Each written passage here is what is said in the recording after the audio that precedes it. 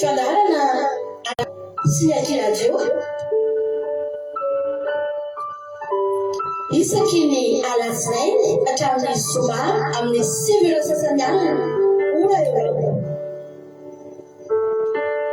mivavaka fiambenana iarahanao ny mpanompon'Andriamanitra Radio Kolo Salama mivady sy ny groupe izay maharesy andrenesanao toroteny sy fampahelezana mivavaka fiambenana mivavaka fiambenana sambatra izay milamino ka miaro tony mandrakariva eo am-bavahady ary miandry eo am-tonambaravarako ny alohan'ny fiavenana amin'ny alina ny maso mba isaisaiko ny teninao zavaka fiavenana zavaka fiavenana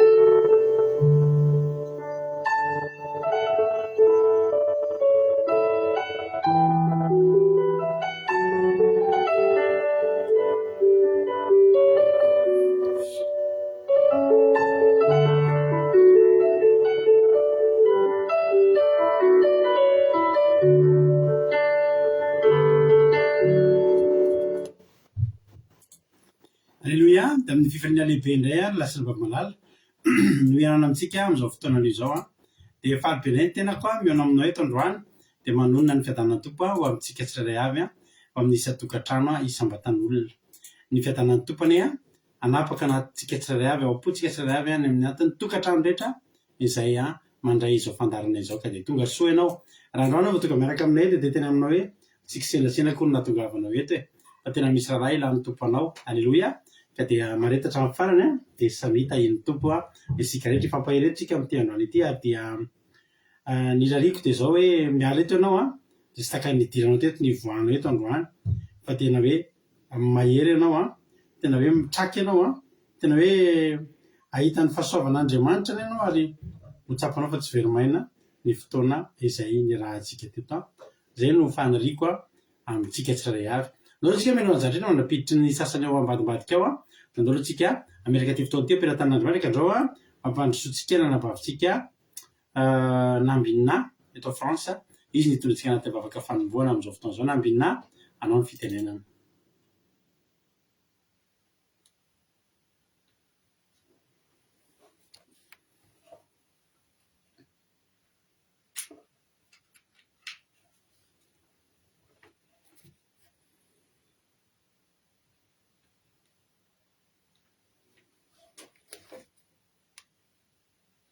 Pasteur dia tain'i Jesosy ihany koa izao fahatongavana mivavaka fiambenana arina izao mbola hiary vavaka ary tsika metraka ny fotoana eo am-pelatanan'Andriamanitra. Mbola misaotra anao indray izay amin'izao vavaka fiambenana alina izao. Misaotra ny amin'ny fitantanana sy ny amin'ny fitondrana ny fiainanay tsirairay avy indray androany Jesosy. Mankasitraka satria mbola novelominao izahay ary mbola nomenao fahasalamana. Mbola nomenao fofinaina mahavelona sy tombonandro fahavelomana ka mbola natratra an'izao alina izao indray. Misaotra ny amin'ny fitantanana sy ny amin'ny fiarovana anay tsirairay avy na izahay mpiara-miazakazaka na ny ankonanay sy ny fianakavianay dia samy mbola nomenao tombonandro, samy mbola veronaina izahay, samy narovanao tamin'ny loza ihany koa izahay Jehovahandriamanitra ary mbola nomenao anay ny zavatra rehetra izay ilainay tamin'ity fiainanay androany ity ary tsy niara-nofinay ihany no nitahinao sy nomenao izay zavatra ilaina Jehova fa amin'izao fotoana izao koa dia mbola meny sakafo ny fanahy, meny ara-panahy aminay indray ianao izay tena hoe ambonin'ny zavatra rehetra dia tena mankasitraka ny amin'izany fanomezana omenao anay izany. Apetraka eo am-pelatananao ny fotoana izay rahanay eto, ny teny izay fampisarana ary ihany koa ireo olona izay ampiasainao hitondra ny fampianarana, hitondra ny vavaka, hitondra ny toroteny ihany koa Jehovahandriamanitra dia vaingionao manokana amin'ny alalan'ny fanainao masina izy ireny mba tena akasika ny fonay ny teny izay holazain'izy ireny. Tena hoe teny marina avy aminao. Ny fampianarana ihany koa dia tena hoe hanova ny fiainanay, tena hoentinay amin'ny andavanandrom-piainanay mandrakariva Jehovahandriamanitra. sokafy ihany koa ny mampanahinay ary ny masonay ny taovam-pandrenesanay tena hoe aindresy aheno tsara ny fampianarana ary tena hoe hitondra fahavelomana eo amin'ny fanahinay, hitondra fanantenana ary hitondra fifaliana indray zany teny zany dia manatrihanay tsirairay avy eto ary feno ny fanainao masina fangio izahay any amin'ny toerana rehetra izay misy anay tsirairay avy. Aza velanao diso anjara izahay fa tena hoe omeo anay ao anatin'ny teninao ny lalana izay hitondranay amin'ny fiainanay, ny lalàna izay hitondranay amin'ny fiainanay satria matetika dia lalàna an'izao tontolo izao ankatoavinay fa ny lalànanao indraindray adinonay dia tena hoe ampianaro ao anatin'ny teninao izay dia mankasitraka indrindra Jehovah Andriamanitra voninahitra dia ho anao hatreo izay tsirairay avy. Aleloia, amen. Aleloia, mankasitraka ninanao ranambavy nambininatanata izay fafaka mamy izay noentanao nonikafina ny fotoana androany dia Andriamanitra manaka-pahasalamana marina fitenao dia mitombotra sy fahasalamana hatrany dia maheriza foana amin'ny asan'ny tompo. Aleloia. Raha isoary nitsodrano antsika rehetra n'ity androany ity dia mampanjaka faharoa toko fahasivy ambin'ny folo. Mpanjaka faharoa toko fahasivy ambin'ny folo andininy faharoapolo. Aleloia. Aleloia. Mpanjaka faharoa toko fahasivy ambin'ny folo andininy faharoapolo no tsodranotsika amin'ity androany ity. Vakiko toy izao amin'ny anarana Jesosy manao hoe ary Isaia zanak'i Amoza dia naniraka nakany amin'ny Ezekia nanao hoe izao nolazain'i Jehovah Andriamanitra ny Israely mareo amin'ny baibolinao ity androany raha azonao atao. Averiko, ary Isaia zanak'i Amoza dia naniraka nakany amin'ny Ezekia nanao hoe izao nolazain'i Jehovah Andriamanitra ny Israely ilay fitarainana nataonao tamiko ny amin'ny Sankeriba mpanjakan'ny Asiria dia efa noenoko. Haleloia. Amin'io izy ilay teny hoy Jehovah hoe ny fitarainana nataonao tamiko tamin'ny amin'ny Sankeriba mpanjakan'ny Asiria dia efa noenoko. Haleloia. Raha vakitsika ny toeny ao ambany ao dia izao mamaly Jehovah. Zany hoe nitaraina zany Ezekia tany amin'ny andininy fa efatra ambin'ny folo ka tamin'ny andininy fa efatra ambin'ny folo tany nitaraina Ezekia ny amin'ilay mpanjaka masika sady manana tafika matanjaka atao hoe Sankeriba. Dia any amin'ny andininy faharoapolo mamaly Andriamanitra hoe misy fotoana angeravana misy mitaraina ny olona tsy henon'Andriamanitra fa nafinahitra tamin'ny Ezekia nitaraina izy dia reny efa noenoko Jehovah. Haleloia. Dia androany koa mitsodrano ny fitarainana rehetra izay efa nataonao tamin'ny Jehovah tany aloha tany matoki fa efa nihaino anao izy ary Jehovah mihaino anao zany hamaly anao izy. Dikan'izay ka dia tahiny tompo ary isika rehetra raha izy zany mitsodrano zany dia tahiny tompo Rosemina France Rosemina France, Rosoameva France, Erikaraky France, Kadaka Malala France, Marie-Jo États-Unis, Itodinoelina France, Marina Tena Canada, Tsira Moramela France, Sandola Koweït, Antanina Marisalina Madagascar, Mampionina France, Kotanila Belgique, Jesosy Mpandresy Madagascar, Zazaka Patiti France, Mira Randriamalala Allemagne, Angèle Pagès France, Ingrid Andrenasoly France, Thierry Berthelot France, Tojo Allemagne, Eker Andrenasoly France, Madagascar, Argentine Koweït, Artisanat de Madagascar France, Tsira Moramela France, Marie Laternana Canada, Nambinitso Macrine Koweït, Lazana Monique Koweït, Jesosy Mpandresy Madagascar, Ingrid Rodriguez Arabie Saoudite, Tsira Moramela France, Marina Tena Canada, Lazana So Sylvie Koweït, Soameva France, Itodinoelina efa teneniko teo, Marie Angela Dubai, Ingrid Rodriguez efa teneniko, Tina Rakotoary Zaka France,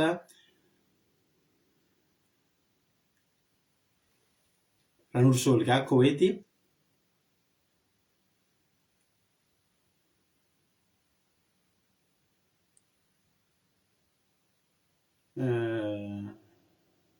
Angelina Diamant Chine.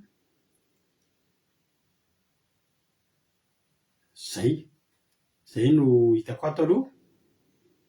Tahiny tompontsika rehetrarehetra.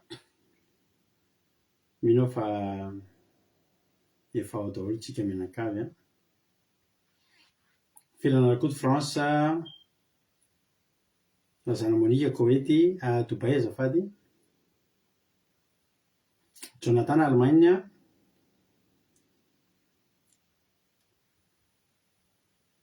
Zay daholo angambe tonga soa daholo dia marety hatramin'ny farany daholo isika mianakavy.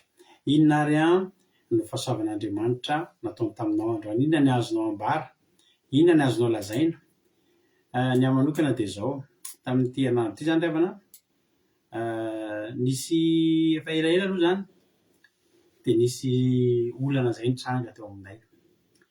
Zay moa dia araka ny tenay aminareo hoe manao mivadin'asa kely zay dia mivarotra fiarakodia. Dia misy fotoana izay ato an-trano hoe mandray an'ireny lamonde ireny isam-bolana tsy maintsy misy lamonde satria misy fotoana ny olona nividy ny tômôbila mbola tsy nanova carte grise dia mbola amin'ny anarako ilay tômôbila dia tonga aty amiko ny lamonde. Dia io moa zany tsy maintsy alefa manao contestation anao dia midésigner olona ianao dia iny vita kabary tsisy olana. Fa nanombonomboka tamin'ny taona lasa tany dia nisy olana nitranga. Misy olona zany olona tsy lavitra anahy izy io, zany tsy hoe client ihany fa sady havana ny namana. Dia naka tômôbila tamiko efa ela be mihitsy izy naka tômôbila tamiko. Dia nisedra olana kely zay izy dia io tômôbila io napetrany tamina toerana anankiray. Dia napetrany teo ilay tômôbila dia navelany teo noho ny olana izay nitranga taminy zany. Dia nisy noho ny antony manokana dia najanony teo tômôbila io ny olana tany tompo Anitra Clarisse ny Anamahensoa Andrina Suzel zareo mbola tsy nanavako teo dia mipetraka teo amin'izay tômôbila io amam-bolana maro. Ny tena olana nefa io toerana ipetrahany io dia tena andoavam-bola payant zany le parking fa tsy fantany. Tahindry zao zandriana sady aniel ihany zao izy mandefandefa commentaire sao dia gaga nareo dia amam-bolana amin'izay nandritra ny fotoana ela misy lamonde tonga fa mbola tsy tonga aty amiko, mitomboka isan'andro. Avy eo amin'izay izy niara tonga taty amiko efa ohatr' izany ateviny lamonde, ohatr' izany ny ateviny any ho any amin'ny polisa dimapolisa tany tsy tadidiko. Tonga tsikelikely aty natsoky olona io reto misy zavatra mitrango avy dia nangatakatakandro dia niansonitra teo ihany ilay zavatra. Ankehitriny tamin'ny herinandro ity dia ilay zavatra rehefa taminy zany mbola tsy vitany daholo no miregle an'ilay izy fa tonga taty amiko amin'izay hoy zareo. Ohatriny hoe zareo totalina an'ilay lamonde 3800 €. 3800 € amina 34 € dia ataonareo ny calcul amin'izany hoe firy andro zany. Be dia be 3800 €. Teo amin'izay vao nikoropaka satria ny tena olona amin'ny anarako foana ilay izy ary efa nandray taratasy fa dia ho esorina any amin'ny compte asoriny fanjakana direct tany io vola io. Ngeza zany fa tena inona ny azo atao? Ahoana ity? Natsoina ilay olona marina ao izy raha afaka andohan'io manontolo fa dia ahoana ny atao?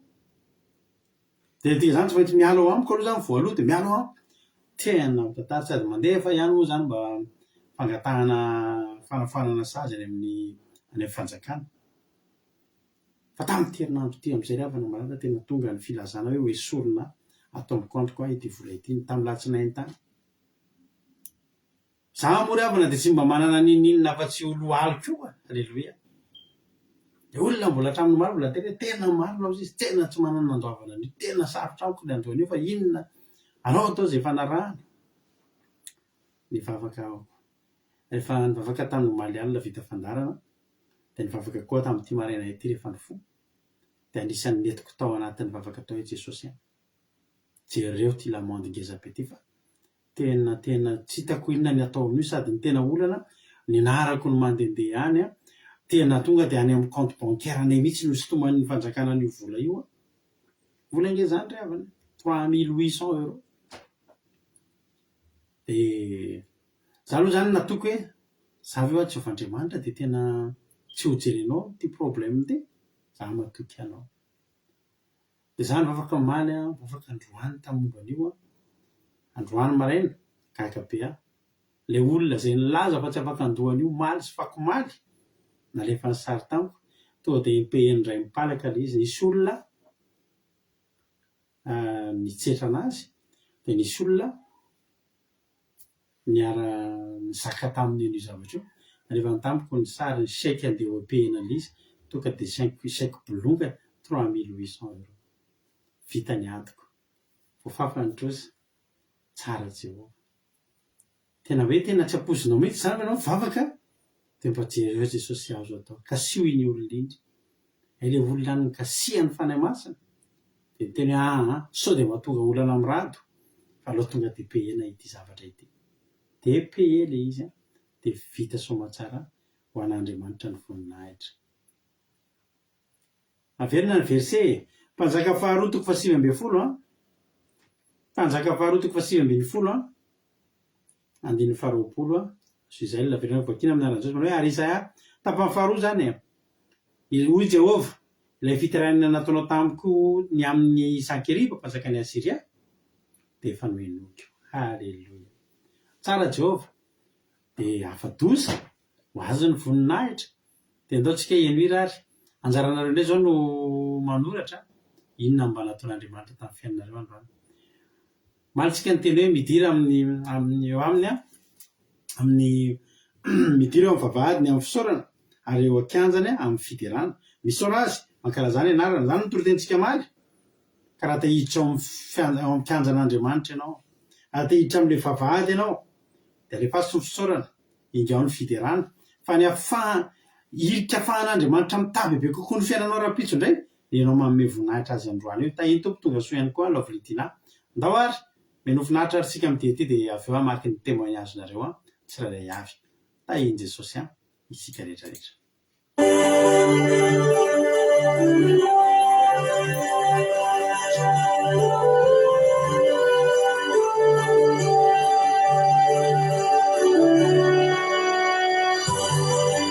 Andriamanitra tiansi mi fitiavany tsy votany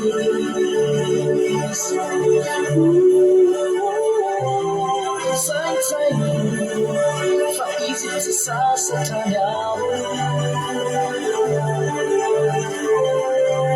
Andriamanitra de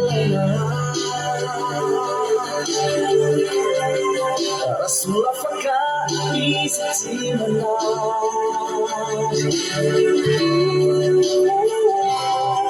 sana fa izy tsy mandary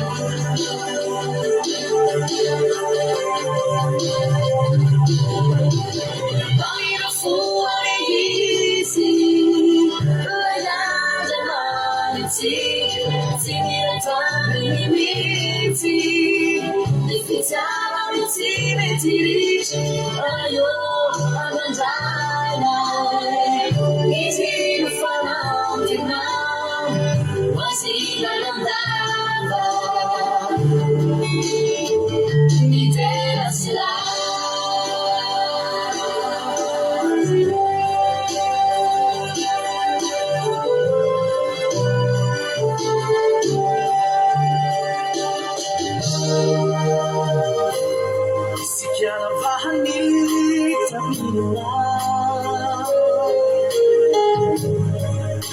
Napatakain kami sa bawah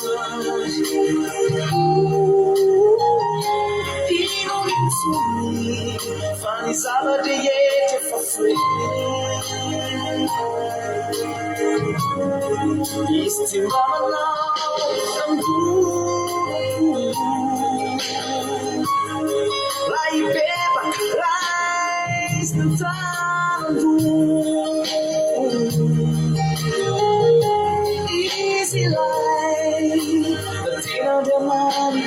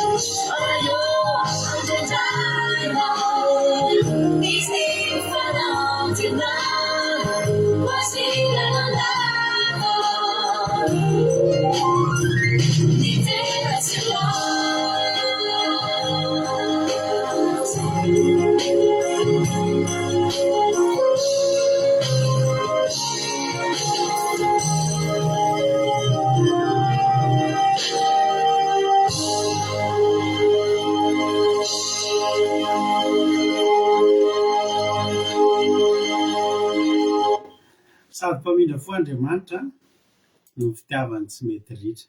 Tianao Jesosy, tena tianao Andriamanitra. Androany tsika resaka manokana mihitsy momba zany fitiavan'Andriamanitra atsika zany, maharetatra ny farany.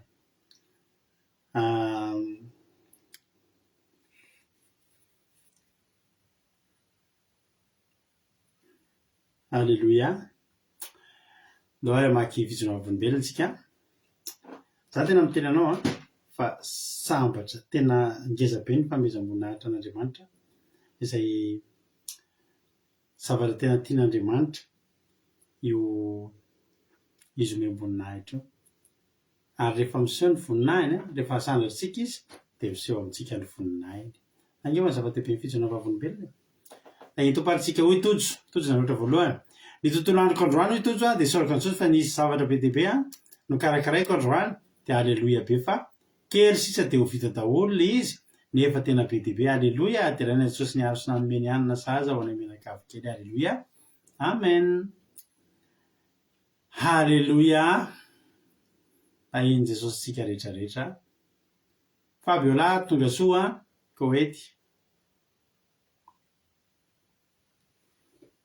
Misy andolay. Alleluia. Isaoran'Andriamanitra fa tena nafinaritra ny tontolo andro anio dia raiko Jesosy fa manavaka ay foana amin'ny toerana rehetra alehako. Alleluia. Amen. Hoy ny Salina hoe dia raiko Jesosy malalana nanampy any menakavy tamin'ireo asa mandrarana nataonay tamin'ny tontolo andro iny sy niaro anay tamin'ny ratsy rehetra ary nanome anay ireo sakafo sahazanay. Alleluia. Amen. Tahiny Jesosy ihany koa tonga frizazana miadana. Thierry Berthelot, ma journée de formation s'est bien passée, un peu froid, mais avec la présence de Dieu, j'ai été bien. Makasitraka Jésus. Alléluia. Que Dieu te garde. Merci beaucoup. Someva dia raina Jesosy malala tompony sabata fa vita somatsara ny tontolo andro, nahazo fahasalamana hatrany, mbola navita nanampy namako izay marary tonga eto isika mianakavy. Tsara anao Jehovah ray marary tompony sabata. Alléluia. Amen. Tahiny tompo tsara zany. Hoy sy izay hoe alleluia, velona Jesosy fa nisy examen maromaro natao zay dia afaka daholo no ny famindram-pon'i Jesosy. Sady tsara nanao dia alleluia be kosa zany. Alleluia. Ny voninahitra dia hoan'Andriamanitra ihany. Mankasitraka hatramin'ny pasitera Androtram-bavaka. Tahiny Jesosy. Jesosy mampite hatrany. Mankasitraka Suzela dia tahiny Jesosy ihany koa ianao. Hoy sy Rosemina hoe voninahitran'Andriamanitra dia raina sy isaorana Jesosy fa tsy mitsahatra maneho zavatra tsara izy. Lehibe ny fitiavany. Alleluia. Amen. Alleluia. Misaotra an'Andriamanitra lehibe olona fa dia somary nisy aza ny asako ny maraina dia taratara vondrava dia mbola afaka niomana tsara sady nandeha tamin'ny rendez-vous ako tao aoriana amin'ny asa vita indray zay dia ny lamima ny arivako ny lamima koa ny tontolo andro ny vady aman-janako raiko Jesosy tamin'ny fandaminana rehetra faliko fa mbola nataony tafahoana somatsara ato an-trano izay menakavy kely voninahitra ho azy izy ihany alleluia amen oberta fisaotra lina oberta raiko Jehovah Andriamanitra androany nafinahitra menzy sahazana menakavy ary feno fiarovana ho azy ny voninahitra hoy Angelina Diamony ary moa fizona vavolombelona dia zao hoe teraina Jesosy natratra fandarana satria dia tena tsy tokony hatratra fandarana izy fa tokony restory tonga tontolo somatsara izay natao amena hoy marina tena isaon'Andriamanitra tamin'ny tombon'andro androany dia Jesosy fa mbola nisy tafo sakafo sy akanjo tsara zany marina tena mahereza hoy erika aleluia dia raiko Jesosy fa nisy zavatra efa nampijaly volana maromaro any ampiasana fa androany za vao tafaresaka tamin'ny chef any zavatra io dia aleluia be fa nanaiky sy ny haino ahy izy dia nisy zavatra fotofoto be tontolo androko androany fa rehefa nivavaka dia naseho an' Jesosy ny voninahiny dia lamima ihany aleluia amen tonga soa iaina France dia tonga soa ihany koa Tina Rakoto Arzaka ao izy Tina Rakoto Arzaka izy teo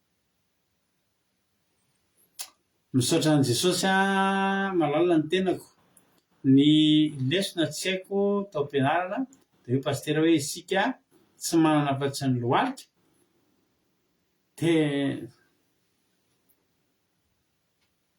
teniko nanao hoe Jesosy ahazalaina baraka ny mpanomponao tsisy zavatra fantatro fa matoky anao fotsiny ny tenako tena fahagagana ny sio tao am-pianarana rehefa nadinina za dia lasa haiko daholo le zavatra nanontaniana misaotra an' Jesosy malala voninahitra mandrakizay ho an'Andriamanitra mahery alleluia amen tsara izany fitsona vavolombelona zany hoy mihaja hoe teraina Jesosy mitana tontolo andronay anio misaotra Jesosy fa vita somatsara ny taratasy ny karakaraiko isaorana ny tompo fa voahary somatsara izay menakavy kely ho an'Andriamanitra ny voninahitra misaotra anareo tamin'izay fitsorona vavolombelona tamin'izay efa voalazanareo izay ho an'Andriamanitra fesika ho an'Andriamanitra ny voninahitra hitraotra any amin'ny toroteny ary tsika mpanotsotsika ny anabavitsika neny Charline any Madagasikara izy nitondratsika anatin'ny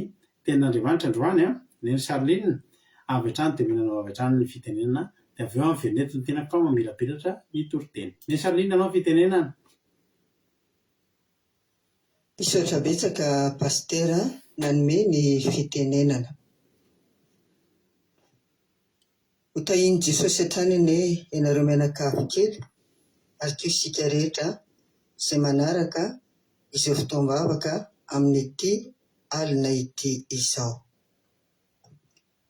fifaliana lehibe ho ary ava-malala ny fandraisako anjara indray amin'izao voalohan'izao ny toriteny izay hozaraiko eto amin'ity taona 2024 ity rariko raha mirary mba hita fahasambarana ny isika rehetra hitombo fahamasinana ary koa iroborobo amin'ny fitiavana an'Andriamanitra ka zoto handray ny teniny ary hita ny heriny mandritra ity taona 2024 ity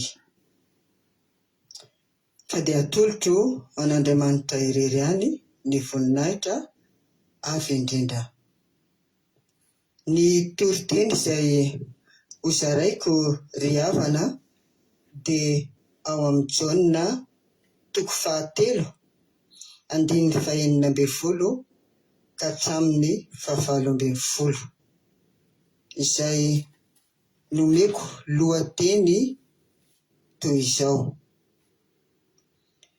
ny fanavotana nataon'Andriamanitra an'izao tontolo izao amen Jaona 3:19 ka hatramin'ny 20 izay hovakiako manaraketo toy izao no nitiavan'Andriamanitra an'izao tontolo izao nomeny ny zanan'ilay tokana mba tsy ho very izay rehetra mino azy fa anana fiainana mandrakizay. Fa Andriamanitra tsy naniraka ny zanaka ho amin'izao tontolo izao anameloka izao tontolo izao, fa mba amonjeny an'izao tontolo izao. Izay mino azy dia tsy ho elohina,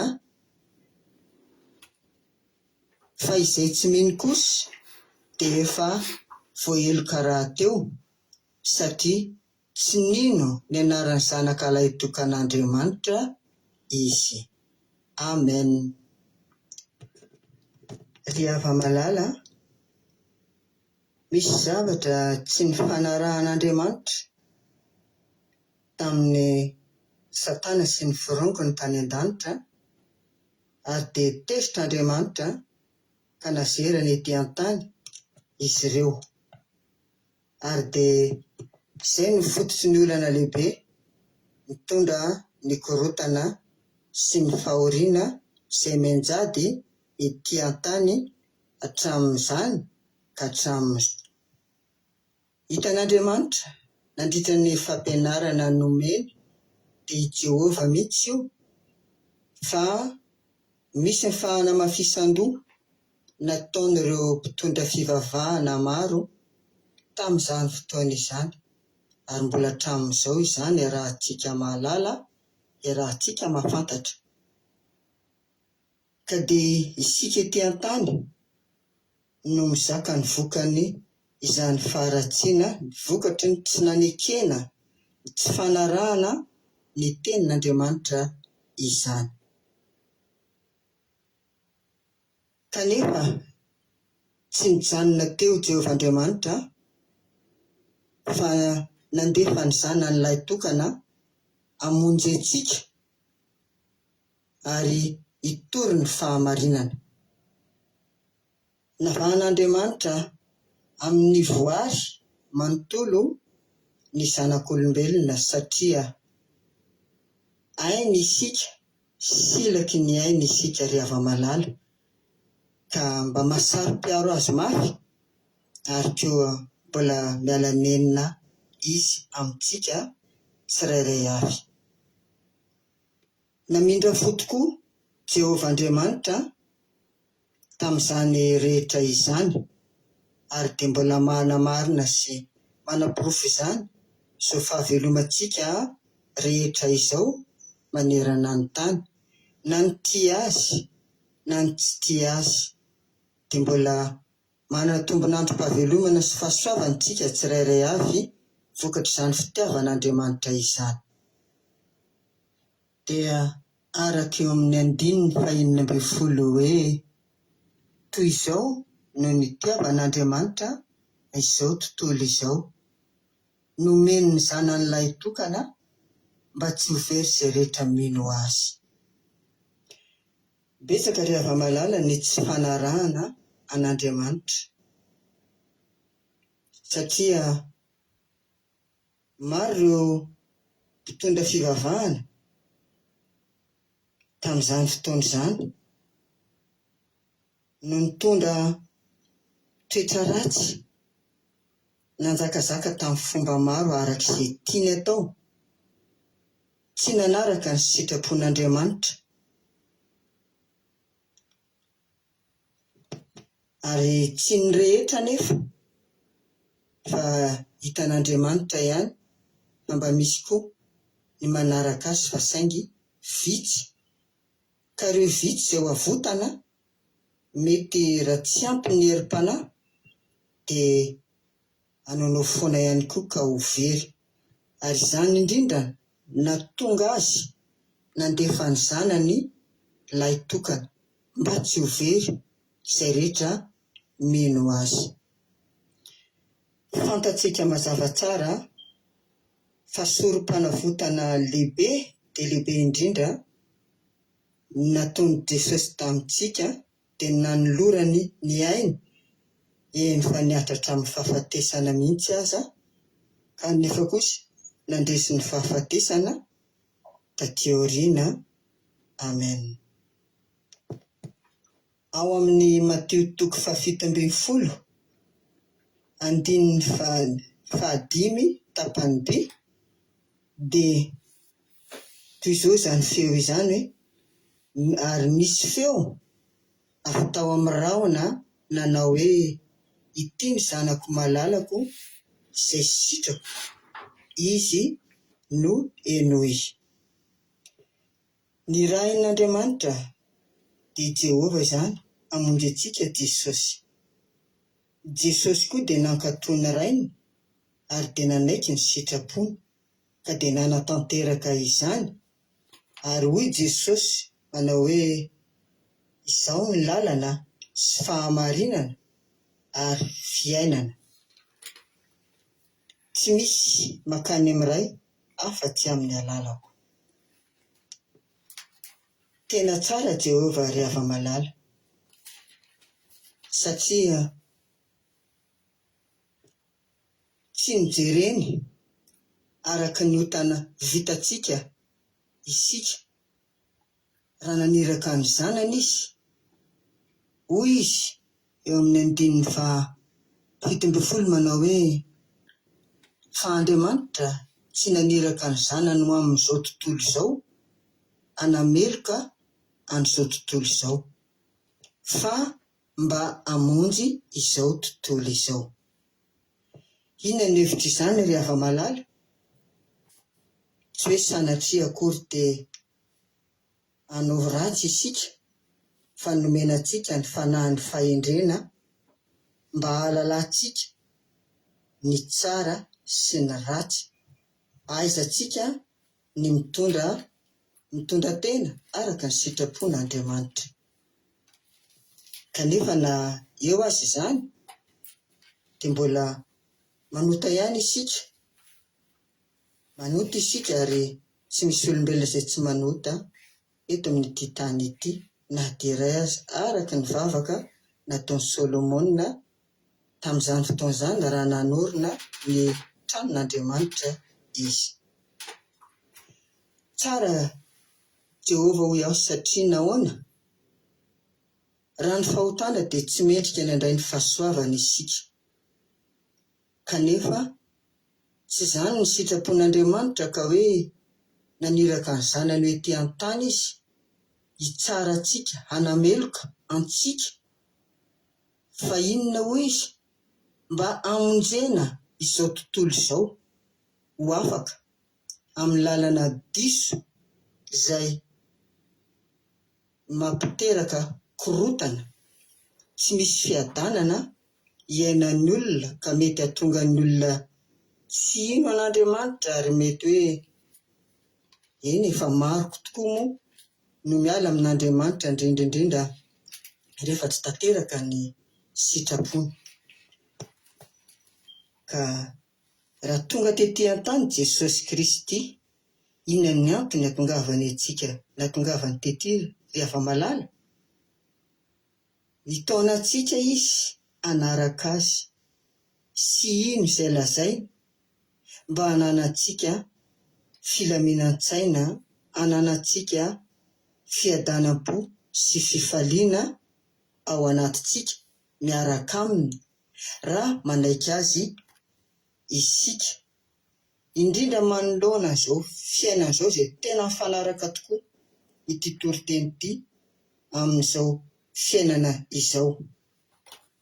Satria maro ny olona no midodododo mandeha any amin'ny lalakafa, maka hevitra any amin'ireny fanahy hafa ireny mba hananana fifaliana, mba hahazoana fahatoniana, ary izany indrindra nahatonga ny Jehovah Andriamanitra naniraka ny zanany. Araka ny teny hoe io ity ny zanako malalako izay sitrako indrindra, izy no Enoy. Satria Jesosy tena manavitra antsika ary sambatra isika ry hava-malala raha mihaino ny feoany ka manatanteraka izay lazainy. Izy raha teo koa dia ny teny mihitsy fa ny fiadanako no omeko anareo.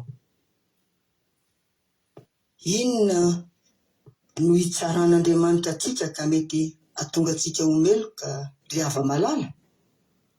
Raha nomeny fahafahana hoe natongavan'i Jesosy ety amin'ny tany dia tsy hitsara na hanameloka izao tontolo izao fa ny hamonjy azy amin'ny alalan'ino? Amin'ny alalan'ny finoana. Dia finoana azy arak'izao teny izao hoe izay mino azy dia tsy hoeloina, fa izay tsy mino kosa dia voaheloka satria tsy mino ny anaran'ny zanak'alahy itokan'Andriamanitra izay mitondra famonjena ho antsika tsirairay avy. Sambatra raha samy sambatra isika menakavy ry hava-malala amin'izany teny izany, satria mampanentana fo tokoa izany hitaonantsika ino an'i Jesosy Kristy sy fikitra aminy hatramin'ny farany. Fa na ino ny kidoina na ino ny kiatra, maro ireo teny mamy izay nomeny antsika hoe satria fa fantany fa mikorotana ny tany ary ny Satana sy ny firongony dia kely aina mihitsy andro aman'alina tadirika hitaonantsika tsy azahoantsika mifandray amin'i Jesosy Kristy. Nefa tsy misy fiadanana ho an'ny ratsy fanahy hoy Jehova. Ka raroto ry hava-malala amin'izao mbola andro havelomantsika izao, ny fikirantsika amin'i Jesosy Kristy. Aza variana amin'ny fiainana miserana intsony, ninona fahatsarana misy eto amin'ity tany ity, fa tena maro ireo fakapanahy ary maro ny olona nefa miroboka amin'izany. Fa isika kosa sambatra manana izao fampianarana izao eto amin'ity andramoka izao ity, manentana antsika foana pastera mivady mba mamelona ny fanahitsika, manay-taitra mba tsy hatory ary tsy ho kivy koa amin'ny zavatra misy, satria Jesosy tena manome toky antsika. Betsaka ireo fampianarana rentsika ary tena mahazo tombony tokoa isika koa enganay ry hava-malala izany teny izany, mba tsy handalo fotsiny amin'ny sofintsika fa mba tena hiainantsika tokoa, mba hananantsika fiadanana miaraka amin'i Jesosy Kristy ary mba ho tafita any amin'ilay toerana izay efa nomaniny Jesosy ho antsika menakavy.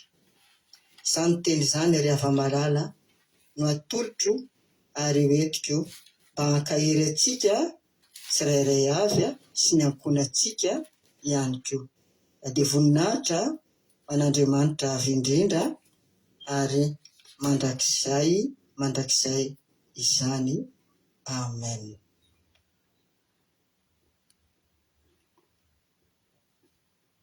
Alleluia. Mankasitraka indrindra anao ny Sarolinina atao anatin'izay teny mamy izay noentinao androany teto izay. Dia Andriamanitra manaka pasoavina ane amaly fitianao mitombo-ositra dia mitombo fahasoavana foana hatrany dia mahireza foana amin'ny asan'ny tompo. Tena diso haitsika kosa ty teny ity na dia mikipy tsika amin'ny teny anio dia tsy mahay an'izany teny izany. Jaona 3:16 manao hoe fa toy izao ny itiavan'Andriamanitra izao tontolo izao, nomeny ny zanalahy tokana mba tsy ho very izay rehetra mino azy fa hanana ny fiainana mandrakizay. Alleluia.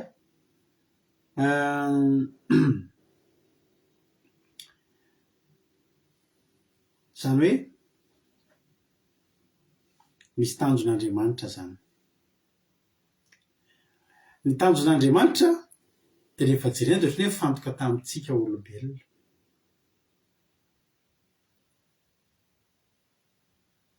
Misy anankiray zany vonoina mba havelona ny rehetrarehetra. Ny tanjon'Andriamanitra dia izao ho velona daholo tsika rehetrarehetra. Ary izany ny fitiavana naseho an'Andriamanitra. ny fitiavana nasion'Andriamanitra dia le tena tindry no natolony atsika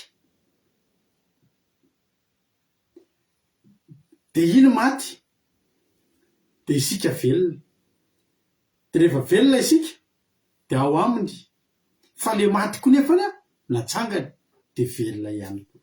Halleloja.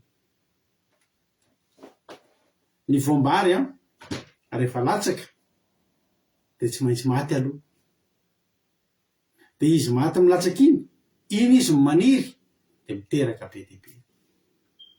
Jesosy le voambary, Jesosy le voambary sarobidy, Jesosy le tokana sarobidy nanavotana azy ianao mba ho velona, mba tsy hisy ho very ary anana fiainana mandrakizay. Ka donge zany ry havana malala, ay ty Andriamanitra ty tena ty atsika. Hoy izy ny Jaona voalohany, epistily nosoratan'i Jaona voalohany, io fitiavan'Andriamanitra io dia tsy misy azo oharina amin'io. Epistily Jaona voalohany 4:7.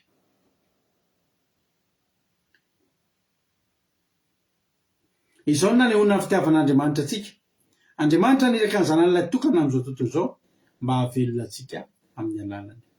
Izao ny fitiavana. Tsy ny nitiavantsika n'Andriamanitra fa ny nitiavany atsika ka nirahiny ny zanany ho avitra noho ny fahaotantsika. Fitiavana samy hafa mihitsy zany. Le fitiavana resahana eto dia zao ny fitiavan'Andriamanitra atsika fa tsy ny nitiavantsika n'Andriamanitra. Fa raha ny nitiavantsika n'Andriamanitra no nyresahana teto dia tsisy na dia olona ray vovonjy. Apetrako aminao fanontaniana. Zany ny fitiavan'Andriamanitra nafoy ny zanany ho avitra ho atsika. Ary raha mifamadika amin'izay, haitsika ve maneho an'izany fitiavana izany? Inona ny mba fotsika ho an'Andriamanitra hatramin'izay? Inona ny mba fotsika ho an'Andriamanitra hatramin'izay? Ianao afaka miteny hoe inona zany no mba zavatra nafona ho an'Andriamanitra entina raha ho faritana ny fitiavanao, raha ho lanjaina ny fitiavanao. Fa kely angamba dia ohatry ny lanjam-bolamena fa hatramin'ny grama kotiana ry havana. Tsy le fitiavantsika anazy dia atao fitiavana. Ny fitiavantsika miovaova, ny fitiavantsika maivan-danja, ny fitiavantsika tena tabazan-javatra, ny fitiavantsika tena hoe misy condition. Ary araka ny teniko taminao hoe tadidio fa mifanaritra voalohany teto ambonin'ny tany nge ravana ny ray nafoy ondry ray, ny ray no tsy nafona na akoho kely ray ary fa natao vokatry ny tany. Zany ny farafabetsany amin'ny fahafoizantsika. Ka raha le fitiavantsika ny resahana dia andao tapairany ty fandarana ty andao atory. Fa raha le fitiavantsika ny resahana tsy lasa lavitritsika. Fa le fitiavan'Andriamanitra ny resahana eto. Halleloja. Hozy izy ny ten'Andriamanitra. Zao ny fitiavana. Tsy ny nitiavantsika n'Andriamanitra fa ny nitiavany atsika. Zao ny nitiavany atsika. Ny raha ny zanany ho avitra ny fahotantsika. Halleloja. Ary mahavariana mihitsy hoe ahoana ary no fandraisan'Andriamanitra atsika ity. Ngeza be eo fandraisan'Andriamanitra atsika ity ry havana malala.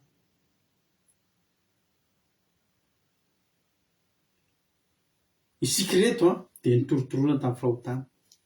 Voaterakitsika dia avy nitorotoroana tamin'ny fahotana. Ondro manana toko 5 andiny 7. Mahafinaritra ty teny ity. Romanina toko 5 andiny 7. Anaran'i Jesosy manao hoe fa Andriamanitra nampiseho ny fitiavana atsika fa fony mbola mpanota isika dia maty hamonjy antsika Kristy. Tsy nila mivonoana Kristy na raha tonga dia efa ohatry ny anjely daholo tsika. Fa ny namonoana atsika dia ny faratsy tsika. Ny namonoana an'i Jesosy afa-tsy tsy namonoana antsika. Ny namonoana an'i Jesosy dia ny helotsika. toy izy Andriamanitra hoe tena tsy tiako tratra, tsy tiako iaina anatin'ny oeliko ianareo, tsy tiako indrindrindrindra ho faty anatin'ny oeliko ianareo.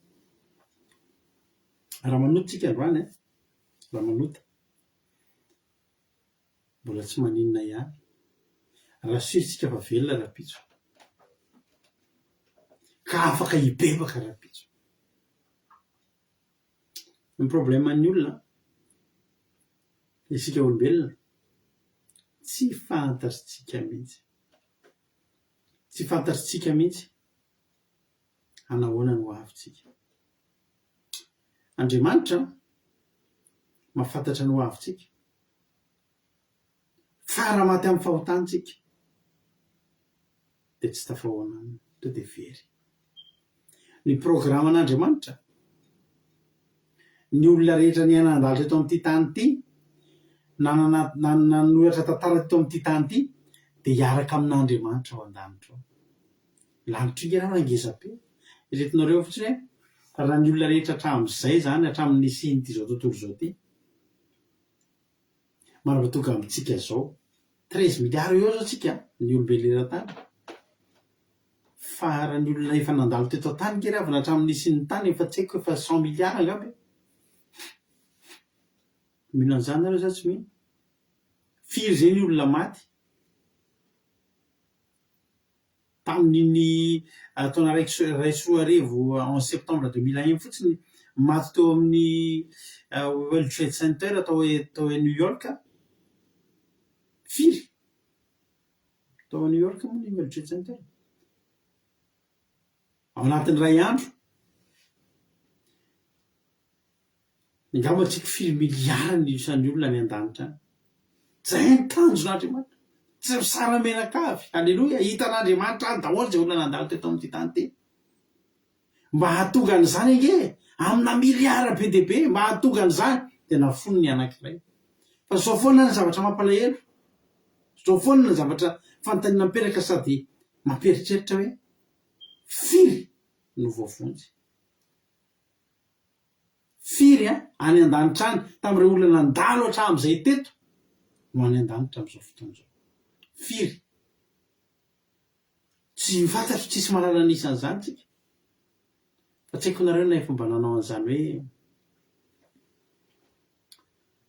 indray andro efa ela be mihitsiny, mbola anankiroa ny zanakay tamin'izany, dia nandeha namonjy fitokanana fiangonana tany Atsiron'Mandidy zay.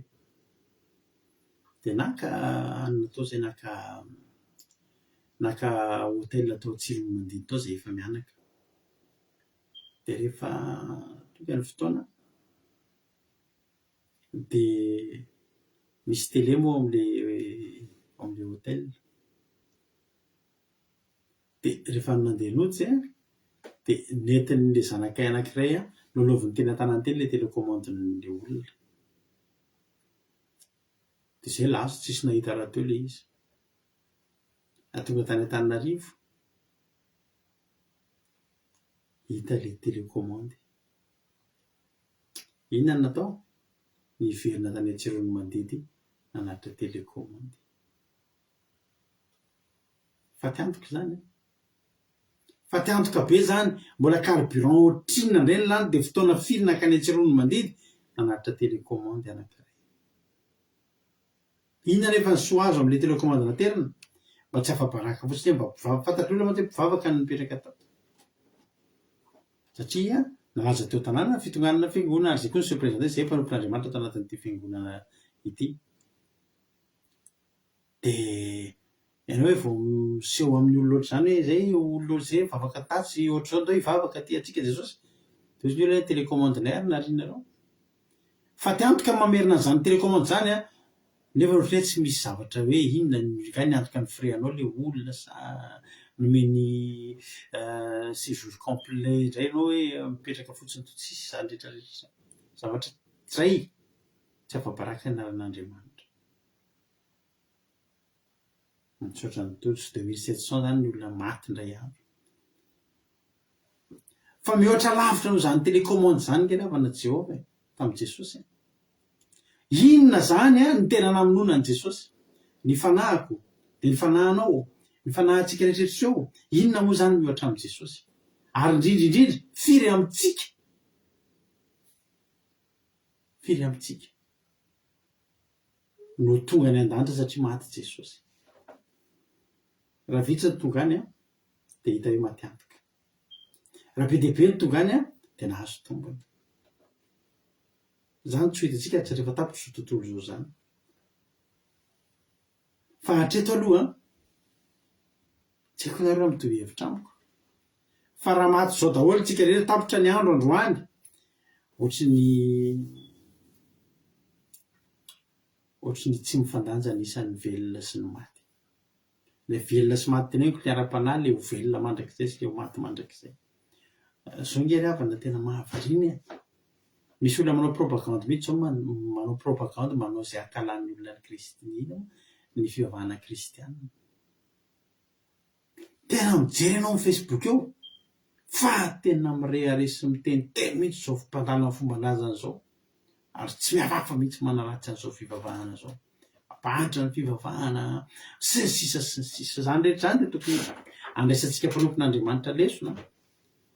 Be dia be amin'ireo olona ireo lasa mpanenjika fivavahana noho ny ataontsika ihany. Mety misy zavatra nge ataontsika tsy tian'ny tena tsy mety amin'ny olona. Ary le zavatra amin'io tena mivoana amin'ny Baiboly mihitsy. Dia tafitohana ny olona. Dia lasa tsy tia fivavahana ny olona. Dia mirongatra mihitsy zao ny fanaratsiana fivavahana, Ary atsoasy zany olona mivavaka zany dia mety ho raisina tahaka ny boka tamin'ny andron'ny testamenta taloha mihitsy. Tsy azo akekezina satria mivavaka. Ianao vao miteny ohatrany dia ho any an-danitra. Dia fa gaga ny olona na olona fa mivavaka mijery anao. Tsy ampahafiry ny mivavaka koa toy ny olona toa.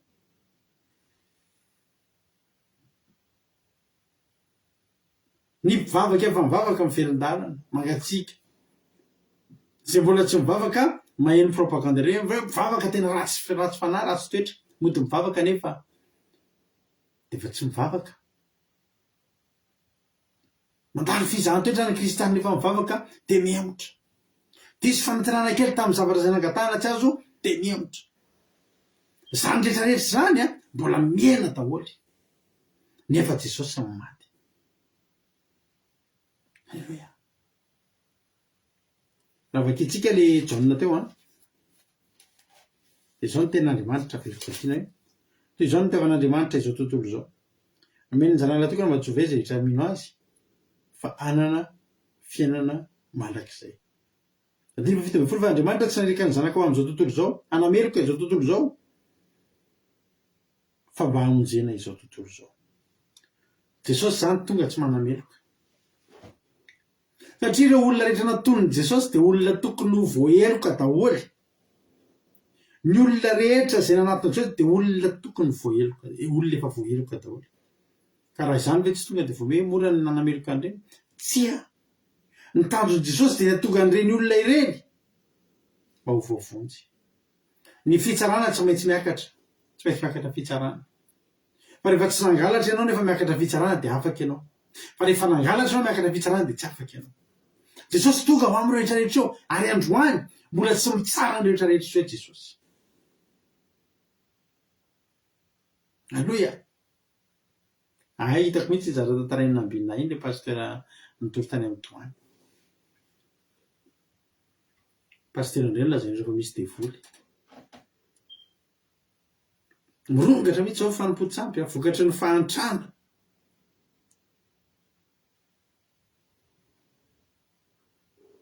Jesosy ry havana ny rano eto amin'izao tontolo izao tsy hanameloka izao tontolo izao. Fa mba hahatonga ny olona voaheloka ho afaka. Amin'ny alalan'inona? Amin'ny alalan'ny fandraisana azy. Raisy Jesosy tompo sy mpamonjy ny fiainanao. Halleluja. Amen na ravana.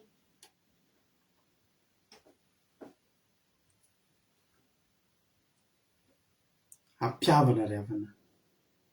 Ampiavana ny nandehanan'i Jesosy. Ampiavana antsika amin'Andriamanitra. Hoy izay ten'Andriamanitra ny amin'ilay Korintianina faharoa vakiako teo. Venaky vakiana Korintianina faharoa. Toko 5 teo. Indriny verset 12. Izao Andriamanitra ao Kristy no nampiavana izao tontolo izao taminy ka tsy naisan'ny fahatsony rehefa napetrany aminay iteny fampiavana. Alleloia.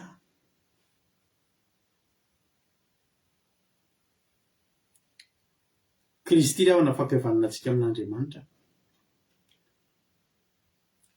Kristy no nanokatra ny lalantsika ho any an-danitra. Tsika reto nge averina amintsika ihany fa tsika reto izao tontolo izao tokony tsy nandray. Izao tontolo izao tsy tokony nanana anjara tsy handray an'izany. Fo Jehovah hoe ampidiro ireo. Halleloia.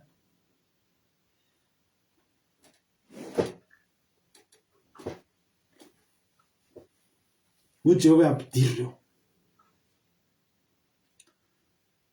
Tsy tokony hisy na dia iray amintsika voavonjy. Na fanaritra tahaka ny ahoana, na fanaritra tahaka ny ahoana, tsy misy mahatonga zasy ianao ho zanak'Andriamanitra zany. Na omby firy no vonotsika, na omby firy, fa anaty mpihavanana firy no ateritsika, tsy mahatonga antsika ho zanak'Andriamanitra. Ary tsy manana moyen zany tsika. Fa Jehovah nanana moyen. Jehovah nanana moyen, dinetiny le moyen. Izy ihany zany no miantoka mba hahatonga antsika ho tonga eo aminy. Izy niantoka ny fanatitra. Izy ny nandatsatra. Izy ny namela heloka. Izy ny tsy nitodika. Hoy Jesosy, Eli la masabaky tany. Teo amin'ny hazo fijaliana. Ray eo, nahoana ny dia mahafoy ahy ianao? Hoy Jehovah, satria hovonjeko Sylvie, satria hovonjeko Suzelle, satria hovonjeko Marijo, satria hovonjeko Erika, dia tsy meno anao aloha za androany. Fotoana raitsy ny henon'Andriamanitra ny Jesosy zany ndray. Tena ny antso anto Jesosy teo ambony hazo fijaliana. Eli, lama sabachthani. Ray eo, nahoana dia mahafoy ahy ianao? Hoy Jehovah ny an-danitra any amin'ny avakabaky ny lanitra, afoko ianao androany ho an'ny aina. Afoko ianao androany ho an'ny Thierry Berthelot. Afoko ianao androany ho an'ny Toto Elina. Fa raha tsy zany, tsy tonga aty ireo. Raha zany tsy tonga aty ireo. Halleluia. I Paoly aza riavana Jiosy tena efa saika tsy nanetreritry no tonga. Ahoana ozy Paoly ny Timoty voalohany toko voalohany 5:12. 5:12. Fa be indrindra ny fahasoavan'ny tompontsika tamin'ny finoana sy fitiavana izay ao amin'ny Kristy Jesosy. 5:12. Mahatoky ka tokony ekena amin'ny fankasitrahana rehetra izao teny izao. Tonga dety amin'ny tany, ambony tany Kristy Jesosy hamonjy ny mpanota, ary amin'ireny izany lohany. Alleluia. Kanefa izao no namindrana fo tamiko dia mba hanehoany Kristy Jesosy eo amiko izay lohany ny faharipo ho fianarana ho an'izy rehetra hino azy azahoana fiainana mandrakizay. I Paoly lohan'ny mpanota.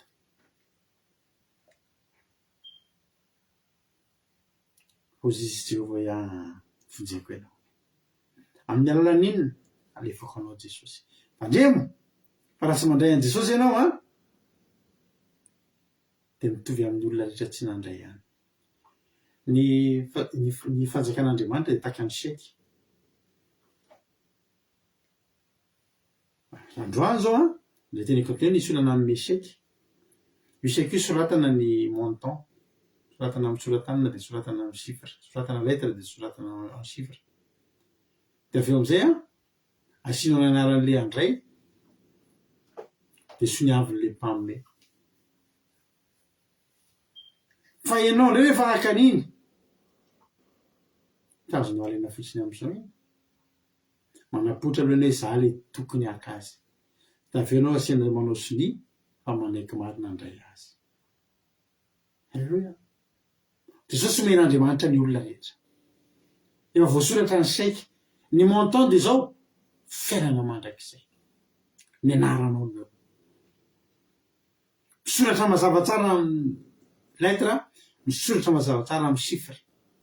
Fa tsisy tombam-bidy an'izany famonjena antsika amin'ny fiainana mandrakizay zany. Nosoniavin'Andriamanitra ilay izy, nampidiny amin'izay Jesosy. Fa izao mialohan'ny azahoantsika io saiky io. Tsy maintsy manoratra ny anarantsika isika. dia manao soni taka ny manaiky dia za manaiky andray anio. Na tsy manaiky andray anio ianao dia saiky taratasy fotsiny eny aminao dia asehoanao olona fotsiny. Fa raha manao soni ianao dia manaiky dia azonao ny vola. Aleloia, azonao le vola ao anatin'ilay saiky. Zany angeravana no mahatonga ny Paoly miteny hoe izaho dia namindrana fo kanefa izao namindrana fo tamiko dia mba asehon'i Jesosy Kristy eo amiko izay lohany ny faharipo rehetra sy fianarana ho an'izay ino azy azahoana fiainana mandrakizay. Aleluia. Zao sarotra amin'ny olona izao tontolo izao nandray an' Jesosy. Misy fotoana mieritreritra ianao hoe tena tsy tian'ny olona Jesosy. Hoy Jesosy sambatra hoe raha alina an'izao tontolo izao ny amin'ny anarako, izany hoe za efa alany melosa izy Jesosy, za efa alany reto aloha. Aleluia. Ny tena marina dia zao Jesosy sady tian'ny olona ny tsy tian'ny olona. Jesosy tena tian'ny olona ary norakoran'ny olona, tena ny derain'ny olona tamin'ny fotoana izy namoky olona tsy omby 5,000, tamin'ny fotoana izy nanome mofo, tamin'ny fotoana izy nanome rano, tamin'ny fotoana izy nanome trondro, tamin'ny fotoana izy nanome zava-mahafinaritra, zavatra mahasoa, dia tian'ny olona Jesosy. Fa halan'ny olona amin'izay izy rehefa nomboka niresaka ny amin'ny mofonay, nomboka miresaka momba ny amin'ny fiainana mandrakizay, nomboka miresaka sy manazava amin'ny olona fa izy dia ao amin'Andriamanitra. Aleluia. Ravina malala. Ndritsika marika tantara iray mahafinaritra be marina koa azy marika 12. Marika 12:1 ary niteny taminy izy ka nanao fanoharana hoe nisy lahy anankiray nanana tanimboloka ka namefy azy manodidina sy niady famiazana ary nanao tilikambo. Dia nahofany tamin'ny olona mpiasa tany izany. Dia lasa nakany tany hafa izy. Ary no tonga ny fotoana dia naniraka mpanompo anankiray izy akany amin'ny mpiasa tany handray ny vokatry ny tanimboloka. Ary hoe sambotra iray manompo sady nikabokasika nampiala azy maina. Ary izy naniraka mpanompo anankiray ho any amin'ny ndray, io koa dia norarainy ny lohany ary nalany baraky izy. Dia naniraka anankiray koa izy fa io kosa dia novonoiny ho faty. Ary maro koa ny rahany fa ny sasany kapohany, ny sasany novonoiny ho faty. Nino fa inona? Ary izay mbola nanana anankiray izy dia zanany lahy malalany no farany dia naniraka azy akany amin'izy ka hoe hanaja ny zanako izy. Rehefa zany ny mpaminany dia tsy tian'ny olona ny tenin'Andriamanitra. Farany Jesosy amin'izay na fotsy Andriamanitra hanaja ny io zareo. Farafaratsiny hanaja an'i Jesosy ny olona. Fa nanaja an'i Jesosy ny olona? Tsy nanaja an'i Jesosy ny olona. Rehefa azo izay ilaina dia tsy nanaja an'i Jesosy ny olona. Ravina malala. Novonoantsika, novonoiny ny zanak'olombelona ny mpaminany ary Jesosy dia novonoina koa nombona tamin'ny hazo fijaliana.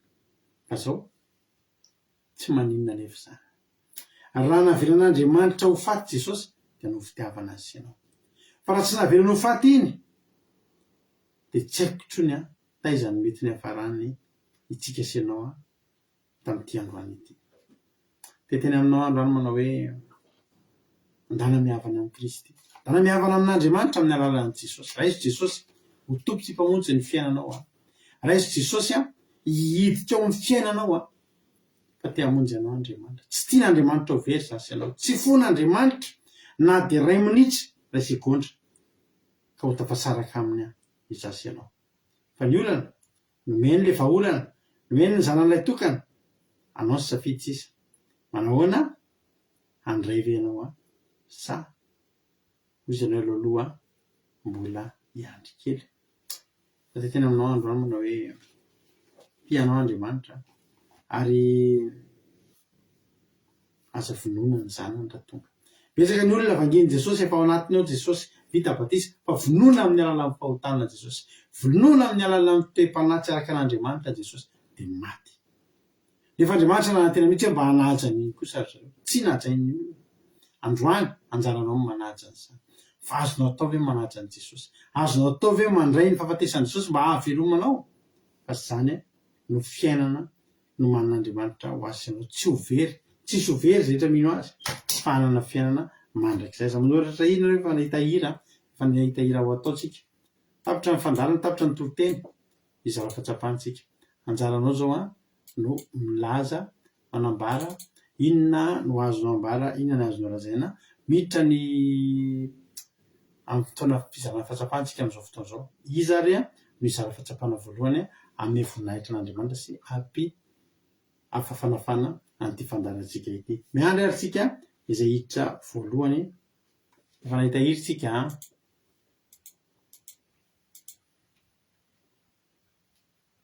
Alleluia.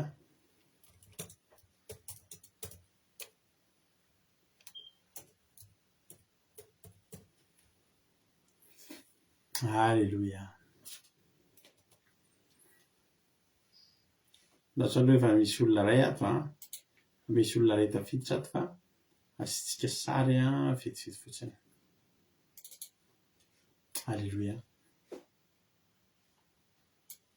Rehefa ao ary raha vavy marina ty anaty toy dia avy domenao fitenenana inona ny azonao ambara, inona ny azonao lazaina. Sitraka pastorana ame fitenenana ny tena marika an'androany hoe tsika kristiana zany misy zavatra ataotsika io ihany no lasa ohatrany hoe mahamaro ny mpanenjika atsika amin'izao fotoana izao ka mety ataon'olona ohatry no bokintsika atsoatsy. Mila misaintsaina zany tsika kristiana amin'izay zavatra izay dia faharoa nanamarika na hoe nafoin' Jehova i Kristy mba hampiditra antsika rehetra any an-danitra dia anjarantsika sisa no manao fihavanana amin'i Jesosy, anjarantsika misafidy ny lalana tsara ho andehanantsika any zany satria ngeza be ny ao an-danitra ao omby antsika rehetrarehetra fa ny fakatsika Jesosy no mahatonga antsika mahatafiditra antsika makany dia aza vonoina amin'ny fahotana, amin'ny fiainana sy fitondran-tena tsy mety ny Jesosy sy ny batisa sy ny zavatra rehetrarehetra ao anatintsika ao fa aleo manaraka ny marina hatrany manaraka ny lalàna dia tsy vonoina iny batisa iny amin'izay tonga any. Tapaka le izy. Zay ve ny teninao sa mbola misy azonao lazaina marina ty anahy? Tapaka kely fandarantsika eto efa mitondra izy zao. Izay no tiako lazaina fa rehefa asika zany izay ilaina dia aza vonoina Jesosy efa aloha tonga dia hoe aza vela mifatifaty foana izy fa efa namelalana antsika dia tainy tony pasitera mankasitraka indrindra tamin'ny famelabelarana tainy tony. Alleluia. Mankasitraka indrindra anao ranavavy marina ty anahy tao anatin'izay fizarana fatsapana.